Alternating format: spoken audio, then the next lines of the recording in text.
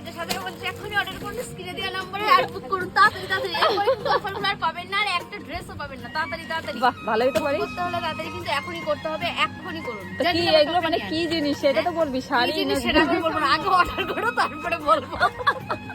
শুনেছে তুমি ব্লাউজটা কোথা থেকে বানাইছো, কি হেভি লাগছে, সুন্দর লাগছে। আমি এই ব্লাউজটা দিদির থেকে বানাচ্ছি।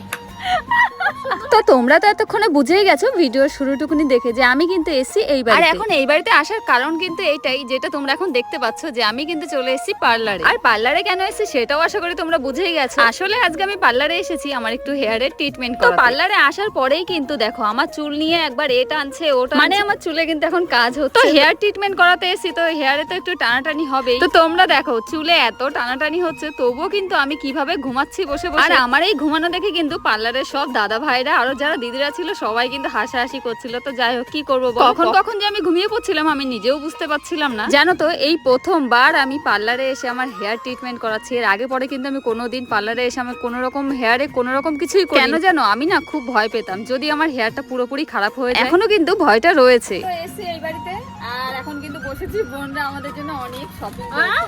আর হ্যাঁ, কালকে এসে কিন্তু আমি গিয়েছিলাম পার্লার। তো কালকে এসে গিয়েছিলাম পার্লারে, চুল হেয়ার স্ট্রেটনিং করিয়েছি। তো এই যে দেখো চুল হেয়ার স্ট্রেটনিং, হেয়ারও বলেছি চুলও বলেছি। তো যাই হোক এই যে স্ট্রেটনিং করিয়েছি, এখনো পুরোপুরি কমপ্লিট হয়নি। না না, আমি এখানে বসেছি। এখন দেখো এই যে একজনা ফোন দেখছে, এই যে একজনা বসে রয়েছে। আর এই দেখো ব্যাগ ভর্তি করে শপিং করে নিয়ে এসছে আমার বোনরা। তো সেইগুলোই এখন দেখবো। তো এই দেখো শপিং করে নিয়ে এসে বোন কান্না করছে। তো যাই হোক বোনরা এই যে নিয়ে এসে